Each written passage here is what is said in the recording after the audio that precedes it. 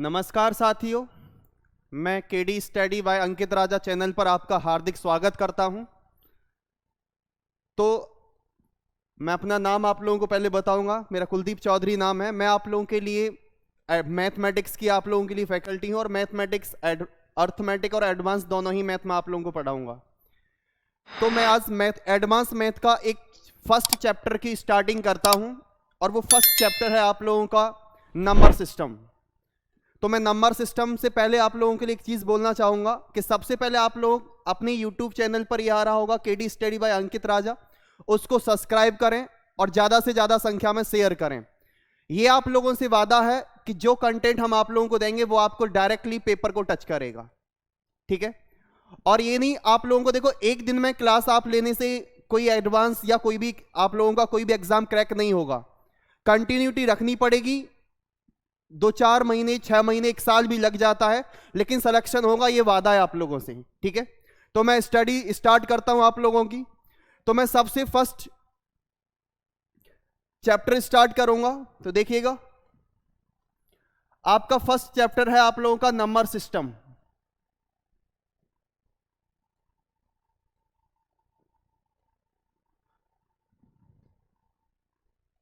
संख्या पद्धति।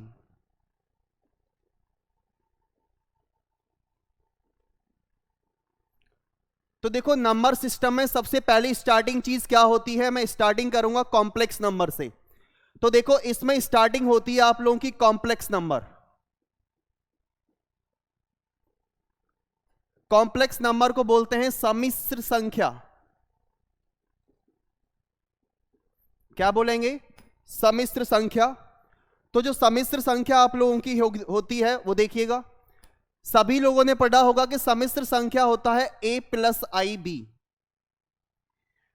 a plus I B को हम कॉम्प्लेक्स नंबर बोलते हैं, सम्मिश्र संख्या बोलते हैं।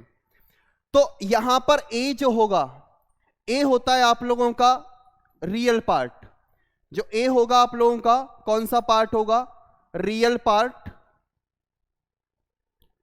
रियल पार्ट का मतलब होगा वास्तविक भाग। और जिसमें आई लगा होगा वो होगा आप लोगों का काल्पनिक भाग, जिसे हम लोग बोलेंगे इमेजिनरी पार्ट। जिसे हम लोग क्या बोलेंगे? Imaginary part. अब आप लोगों से डायरेक्टली क्वेश्चन पुटअप होता है कि a प्लस आई बी, जैसे डायरेक्टली क्वेश्चन एग्जाम्पल, अगर एग्जाम्पल देके मैं बात करूंगा,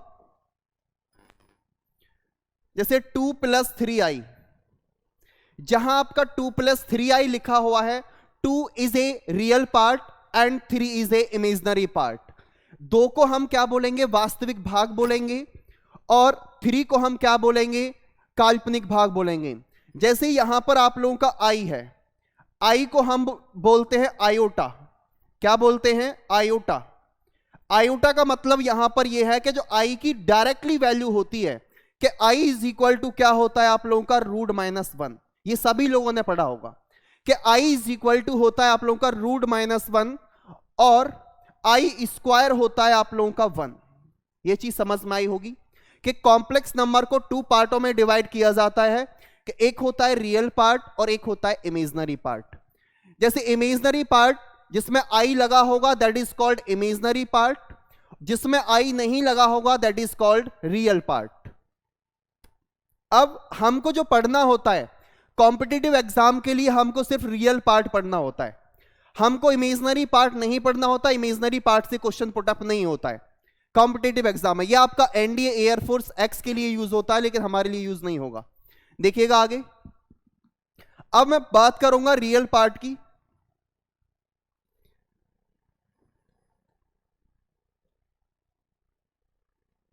रियल पार्ट भी कितने भागों में डिवाइड होता है? 2 भागों में डिवाइड होगा।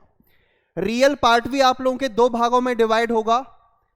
एक होगा आप लोगों का रेशनल पार्ट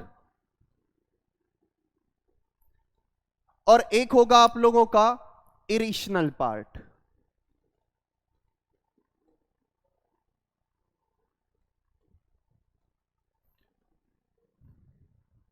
रीजनल पार्ट को मैं बोलूंगा रेशनल पार्ट,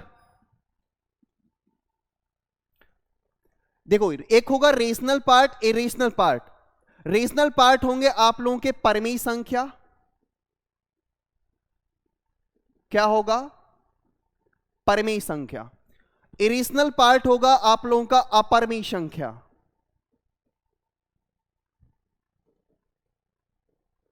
अब रेशनल पार्ट की बात करता हूं। देखो बेसिक चीजें स्टार्टिंग में बहुत ज्यादा जरूरी हैं। डायरेक्टली क्वेश्चन कराऊंगा, क्वेश्चन समझ में नहीं आएगा। अब यहां से डायरेक्टली एक क्वेश्चन पुटअप होता है कि रेशनल चीज क्या होती है और इरेशनल क्या होती हैं। तो आप लोग याद रखिएगा, जो रेशनल पार्ट होंगे, जो रेशनल संख्याएं होंगी, जिनको हम पी वाई क्यू की फॉर्म में लिख सकते हैं, पी वाई क्यू की फॉर्म में लिख सकते हैं, that is called rational part. और जिसे मैं पी वाई क्यू की फॉर्म में नहीं लिख सकता, नहीं लिख सकता, वो क्या होगा, इरेशनल पार्ट होगा। वो कैसा पार्ट होगा, इरेशनल पार्ट होगा। अगर चीजें समझ में आ रही हैं तो प्लीज लाइक और शेयर जरूर कर दें। देखिएगा अब क्या होगा, जैसे अगर मैं लिखता हूं एग्जाम्पल 4, 2/7, 6/8, 4/7, जितने भी आप लोगों के भाग होंगे 2/7, जितने भी नंबरों को मैं अगर डिवाइडेशन के रूप में लिख सकता हूं, that is called rational part. जिसको मैं पी वाई फॉर्म में नहीं लिख सकता, that is called irrational part. जैसे √2, √3, √4, √5 etc। ठीक, आगे देखें। अब एक क्वेश्चन डायरेक्टली पुटअप होता है, एसएससी डायरेक्ट एक क्वेश्चन को पुटअप करता है कि आपसे पूछेगा कि बताइएगा जो पाई है, पाई एक कैसा नंबर होता है। पाई is a irrational number, yes या नो। पाई एक इरेशनल पार्ट होता है, अपरिमेय संख्या होती है। लेकिन पाई की जो वैल्यू होती है 22/7, पाई की जो वैल्यू होगी 22/7, that is called rational part. Pi जो होगा, pi is a irrational part, और पाई की जो वैल्यू होती है 22/7, तो वो कैसा पार्ट होगा, इरेशनल पार्ट होगा। रेशनल पार्ट में क्या होगा आप लोगों का, जैसे 22/7 है, एक पाई की वैल्यू आप लोगों ने पढ़ी होगी, पाई की वैल्यू होती है 3.14। तो इसको मैं 3.14 आगे तक अगर डिवाइडेशन के रूप में लिखूंगा तो आगे चीजें लिखी जाती हैं, ठीक है। अब ये चीजें क्लियर हुई होंगी। एक और नंबर होता है, यहां से भी क्वेश्चन पूछा गया है, एक होता है जीरो। जीरो आपकी कैसी संख्या होती है, तो जीरो आप लोगों का एक रेशनल पार्ट होता है। जीरो आप लोगों का कैसा पार्ट होता है, रेशनल पार्ट होता है। कैसा पार्ट होगा, रेशनल पार्ट होगा, ठीक है।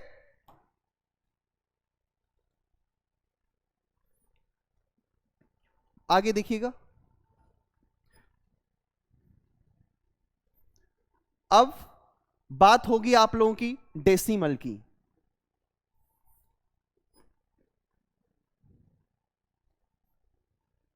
डेसिमल का मतलब होगा आप लोगों का दशमलव। अब दशमलव की चीजें आप लोगों ने पढ़ी होंगी। डेसिमल भी आप लोगों के 2 टाइप के होते हैं, टाइप्स ऑफ डेसिमल। तो दशमलव जो होंगे वो 2 टाइप के होंगे। एक टाइप आप लोगों का कौन सा होगा, देखो एक तो होता है आप लोगों का टर्मिनेटिंग। क्या होता है, एक टर्मिनेटिंग का मतलब होता है शांत दशमलव। क्या होता है, शांत दशमलव। एक होगा आप लोगों का नॉन टर्मिनेटिंग।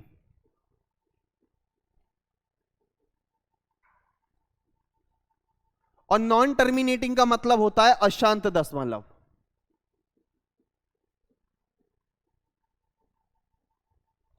क्या होगा, एक तो होगा आप लोगों का टर्मिनेटिंग जो शांत दशमलव होगा, और एक होगा आप लोगों का नॉन टर्मिनेटिंग जो अशांत दशमलव होगा।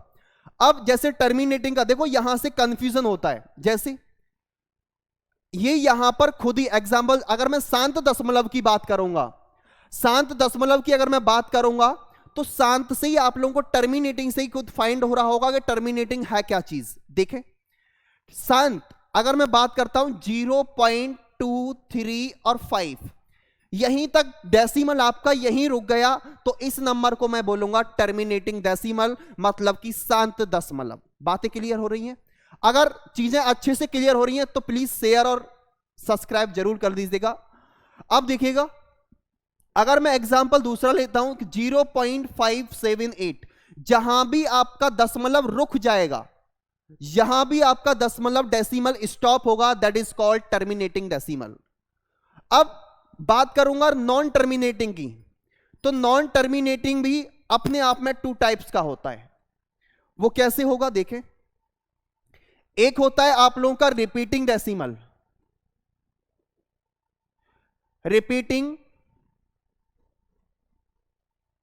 नॉन टर्मिनेटिंग, और एक होगा नॉन रिपीटिंग।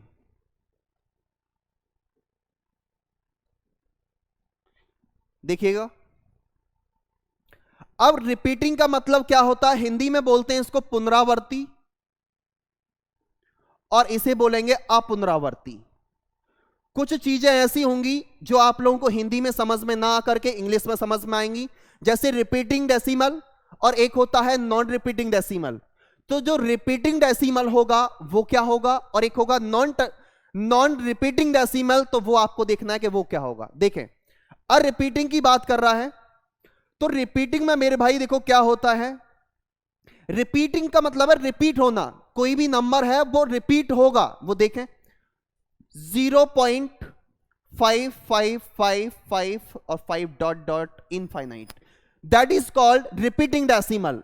क्योंकि नंबर यहां पर जो नंबर हैं, चीजें हैं, नंबर रिपीट हो रहे हैं, तो इसको हम रिपीटिंग डेसिमल बोलते हैं।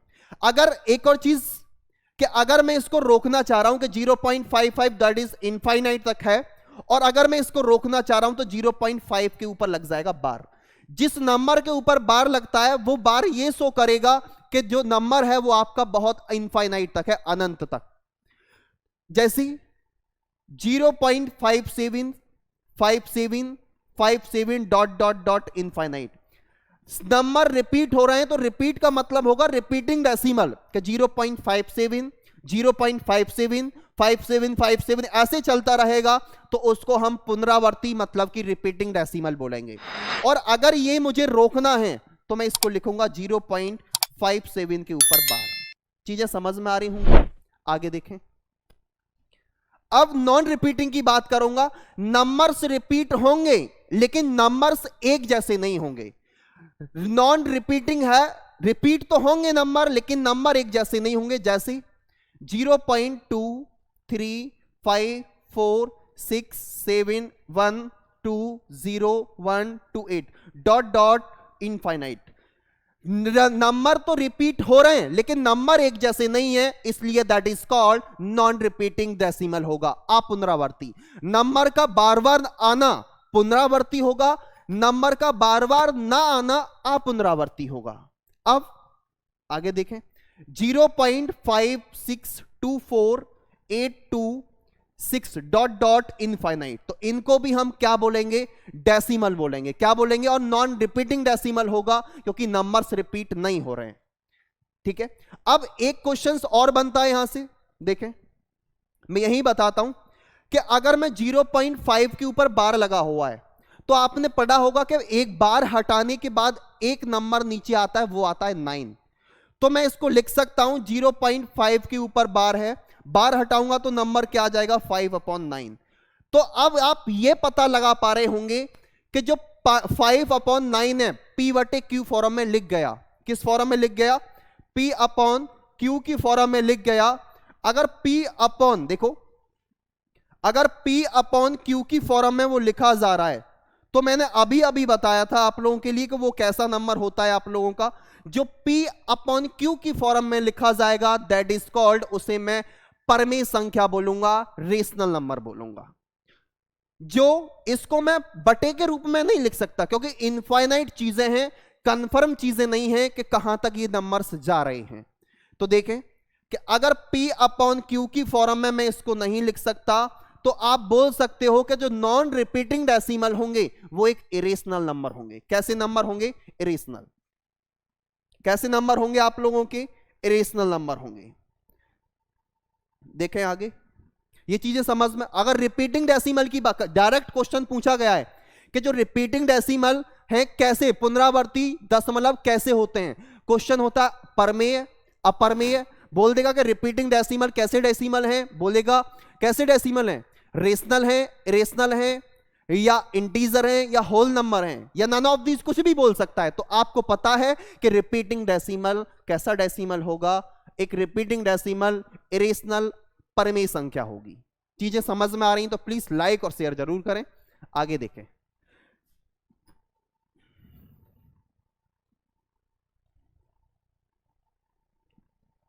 अब मैं यहां से रियल नंबर की बात करूंगा। तो रियल नंबर भी यहां से अपने आप में टू टाइप्स का होगा। वो कैसे होगा देखें। रियल नंबर का मतलब आप लोग जानते हैं, वास्तविक संख्या।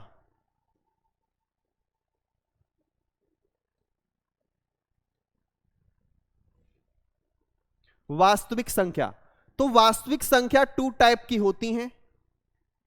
एक तो होगी फ्रैक्शन में, जिन्हें मैं क्या बोलूंगा, भिन्न।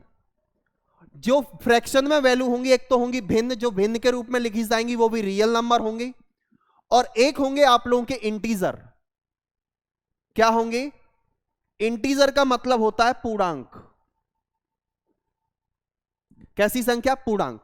तो अब आपको पता है कि जो फ्रैक्शन वैल्यू होंगे, फ्रैक्शन को सब लोग जानते हैं कि भिन्न, कि जो भिन्न होंगी, जैसे 3/8, 4/12, 7/13, ये सब नंबर्स आपके फ्रैक्शन वैल्यूज होंगी, भिन्न के रूप में होंगे, क्योंकि रियल नंबर आपके फ्रैक्शन पर होती हैं। अब पूर्णांक क्या होंगे? तो पूर्णांक भी अपने आप में टू टाइप के होंगे। जैसे पूर्णांक को मैं लिख कैसे सकता हूं, जैसे कि 0 से स्टार्टिंग होगी, अगर मैं इधर को जाऊंगा तो प्लस इनफाइनाइट बोलूंगा, और अगर मैं माइनस में जाऊंगा तो इसको माइनस इनफाइनाइट बोलूंगा। अब आपको पता है कि इंटीजर आप लोगों के टू टाइप्स के होंगे, और दोनों टाइप्स क्या होंगे? एक तो होगा कि आपके इंटीजर एक तो नेगेटिव होगा, और एक इंटीजर आप लोगों का क्या होगा? पॉजिटिव होगा। ये चीजें समझ में आ रही हैं? अब देखें आगे, इंटीजर की बात कर रहा था। तो इंटीजर भी अपने आप को कई पार्टों में डिवाइड करेगा। कि आपको पता है कि इंटीजर एक तो पॉजिटिव भी हो सकता है और नेगेटिव भी हो सकता है, ये चीज मैंने क्लियर करी।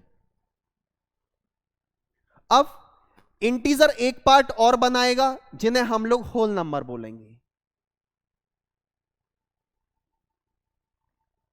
होल नंबर का मतलब होता है पूर्ण संख्या। अब पूर्ण संख्या क्या क्या होंगी? कि पूर्ण संख्या होंगी 0, 1, 2, 3 डॉट डॉट इनफाइनाइट तक। ये सभी नंबर आप लोगों के पूर्ण संख्या होंगी, होल नंबर होंगे। कैसे नंबर होंगे? होल नंबर होंगे। हर चीज आप लोगों को बहुत बेसिक चीज से क्लियर कर रहा हूं, हर चीज। अब आप लोगों को कभी भी कंफ्यूजन नहीं होगा कि इंटीजर क्या होता है, होल नंबर क्या होता है, वो अच्छे से आप लोगों को क्लियर हो रहा होगा। अब जो होल नंबर होंगे, वो भी देखो कितने पार्टों में डिवाइड होगा। आगे देखिए,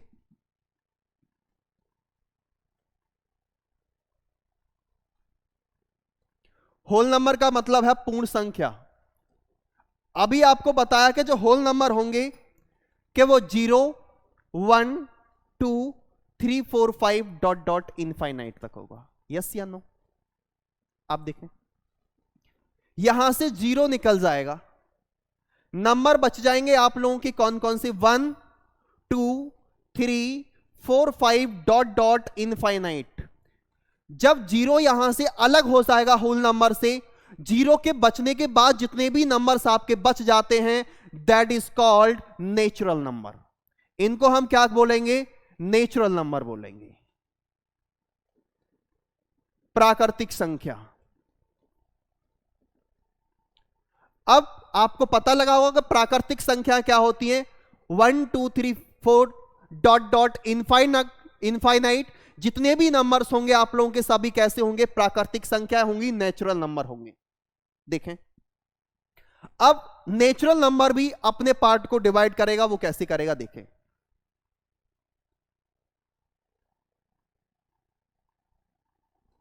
नेचुरल नंबर। नेचुरल नंबर का मतलब है प्राकृतिक संख्या। और अभी बताया कि नेचुरल नंबर कौन कौन से नंबर होंगे, 1 2 3 4 डॉट डॉट इनफाइनाइट, यस या no.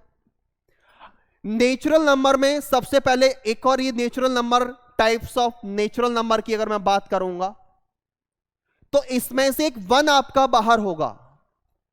1 only is a number, लेकिन जो बाकी के पार्ट होंगे, एक होगा कंपोजिट नंबर।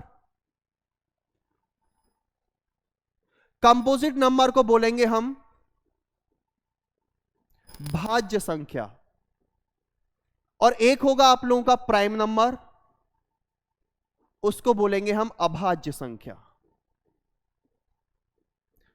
अब आप लोगों को सभी चीजें अच्छे से क्लियर हो रही होंगी, कहां से इंटीजर निकलता है, कहां से नेचुरल नंबर आते हैं, और कहां से आपके कंपोजिट भाज्य संख्या और अभाज्य संख्याएं आती हैं। अब इन दोनों में से आपको मैं एक चीज बताऊंगा, एक नंबर आपको पता लग जाएगा, दूसरा ऑटोमेटिक फाइंड हो जाता है। जैसे देखें, अब मैं बात करता हूं प्राइम नंबर की, कि as the number and divisible by 1 and self, that is called prime number.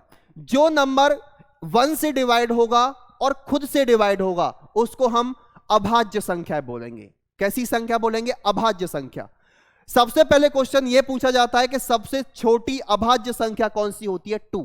दूसरा क्वेश्चन यह भी एसएससी ने पूछा है कि सबसे छोटी अभाज्य सम संख्या कौन सी होती है? वो भी आपकी 2 होती है। कि सबसे smallest even number, even prime number कौन सा होता है? वो भी आप लोगों का 2 होगा। बात क्लियर हो रही होंगी। दूसरा होगा आपका 3, 5, 7, 11, 13, 17, 19, 23 डॉट डॉट। ये सभी नंबर कैसे होंगे? प्राइम नंबर होंगे। मैं लिख देता हूं यहां, जो 1 से डिविजिबल हो, 1, और स्वयं सेल्फ डिविजिबल होंगे। डिविजिबल होंगे, उन नंबरों को मैं क्या बोलूंगा? प्राइम नंबर बोलूंगा, अभाज्य संख्या बोलूंगा। अब सर ये तो बता दिया कि प्राइम नंबर होता है, अभाज्य संख्या निकल के आ गई। अब आपको यह कैसे पता लगेगा कि कंपोजिट नंबर भाज्य संख्या क्या होती है? तो कंपोजिट नंबर प्राइम नंबर को छोड़कर, ध्यान से देखिएगा, प्राइम नंबर को अगर मैं छोड़ दूं, और प्राइम नंबर को जब मैं छोड़ दूंगा, जितने भी प्राइम नंबर हैं सबको छोड़ दूं, सभी नंबर क्या होंगे? भाज्य होंगे, कंपोजिट नंबर होंगे। चीजें समझ में आ रही हैं? देखें,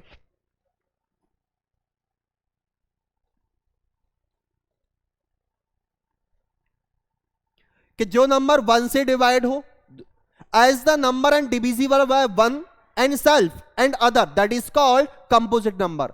कि जो नंबर 1 से डिवाइड होगा और स्वयं डिवाइड होगा, स्वयं का मतलब खुद से, सेल्फ डिवाइड होगा, एंड अदर, अदर का मतलब है किसी अन्य से डिवाइड होगा, अन्य से डिविजिबल होगा, डिविजिबल बाय, तो that is called composite number होंगे। दूसरी लैंग्वेज में अगर मैं बात करूं, प्राइम नंबर को छोड़कर जितने भी नंबर बच जाते हैं वो सभी नंबर कंपोजिट नंबर होंगे। जैसे आपको पता है कि 1 is neither composite number nor prime number. 1 ना तो भाज्य संख्या है और ना ही अभाज्य संख्या है। ठीक है, एग्जाम्पल जैसे 2 है, यहां पर 2 यहां आया हुआ है, 3 यहां आया हुआ है, 4। एक क्वेश्चन आपका डायरेक्टली यहीं से बन जाएगा कि जो सबसे छोटी अभाज्य संख्या, सॉरी सबसे छोटी भाज्य संख्या कंपोजिट नंबर क्या होगा? तो वो होगा आप लोगों का 4। अब देखो यहां 5 आपका आया हुआ है तो क्या आएगा? 6। 7 वहां है तो क्या आएगा? 8, 9, 10, 11 वहां आ रहा है तो क्या आएगा? 12। ये सभी नंबर आप लोगों के कैसे नंबर होंगे? कंपोजिट नंबर होंगे। कहने का मतलब भाज्य संख्याएं होंगी। बात समझ में आ रही है? अगर समझ में आ रहा है तो प्लीज शेयर कर दीजिएगा और लाइक कर दीजिएगा और सब्सक्राइब भी कीजिएगा। ठीक है,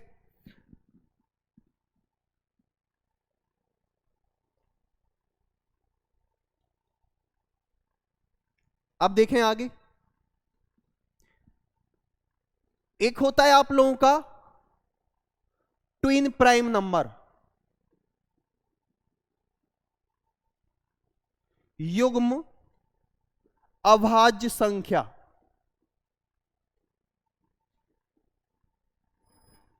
अब युग्म अभाज्य संख्या क्या होंगी?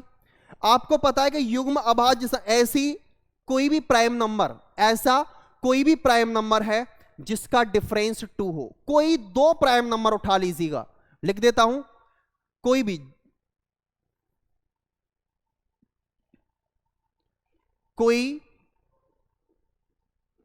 दो अभाज्य संख्या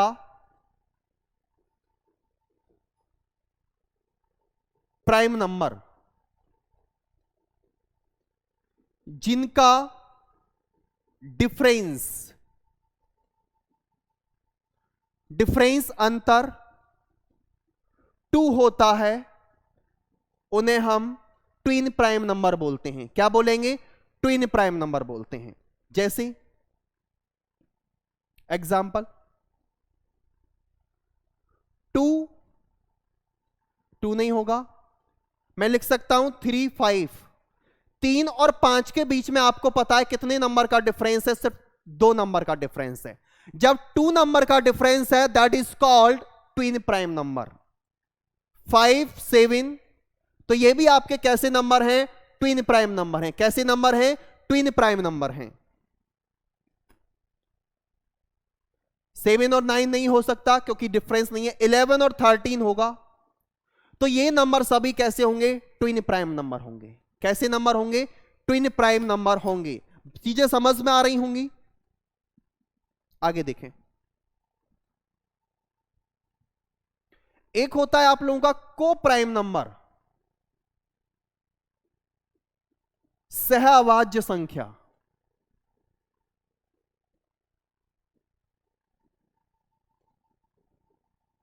अब सहअभाज्य संख्या क्या होंगी?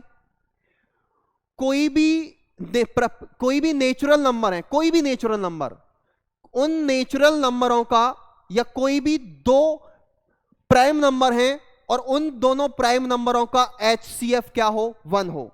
क्या होगा? HCF 1। देखो, नेचुरल नंबर होंगे, नेचुरल नंबर प्राकृतिक संख्याओं का, दो प्राकृतिक संख्याओं का HCF क्या होना चाहिए? 2 होना चाहिए। कि two natural number should be HCF is 1। Yes या नो? Should be HCF 1। कि आपको पता है कि 2 नेचुरल नंबर हैं और उनका HCF क्या हो? 1 हो। जैसे 3 और 5, एग्जाम्पल ले रहा हूं।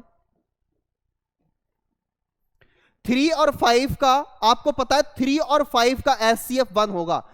HCF का मतलब होता है हाईएस्ट कॉमन फैक्टर, या जहां उन दोनों नंबरों में से कोई भी नंबर कॉमन नहीं होता है तो वहां कॉमन सिर्फ 1 नंबर होता है, और जो नंबर कॉमन होगा वही आप लोगों का HCF होता है।